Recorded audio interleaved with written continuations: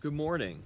Today I want to talk about experiencing loneliness and anger with God during this season of Lent. And first of all, I had this realization earlier this week. The word quarantine literally means 40 days, as in like 40 days of Lent. It comes from that same Latin root that we get the Spanish word for 40, cuarenta, from. And so during this season of Lent, we are called in a really unique way this year to enter into this season, to enter into Christ's experiences of suffering, of loneliness. This upcoming Sunday's gospel, Jesus' closest friends, Martha and Mary, send word to him that Lazarus, their brother, and Jesus' close friend, is very ill and close to death. 2 days later, Jesus finally arrives and finds that Lazarus has already died and has been in the tomb for 4 days. Martha's pretty upset with Jesus. She cries out to him, "Lord, if you had been here, my brother would not have died." And I love Jesus' response.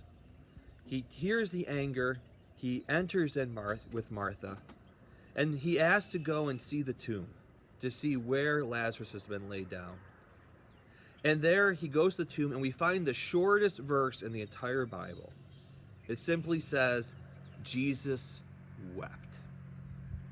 In Martha's anger, she's totally justified and expresses that anger with God.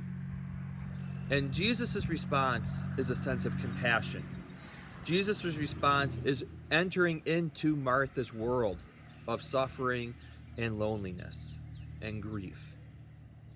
And during this season of Lent, during these 40 days, this quarantine of Lent, Jesus is with us as well.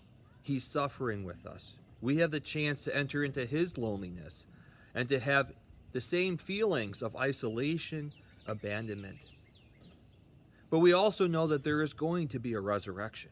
We know that there will be hope. We know that Easter is coming. We know that this story in John's gospel ends not only with Jesus entering in and sharing in Martha's and Mary's grief, but we also know that he then goes and raises Lazarus from the dead. And so my prayer for us today is that we can experience, where is God showing his compassion to us? Where is he entering in to our feelings of isolation?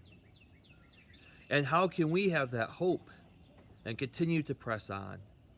And when we have those angers with God, to let him know. If we're called to have a relationship with God, he can handle our anger, and to enter in and to look for his response.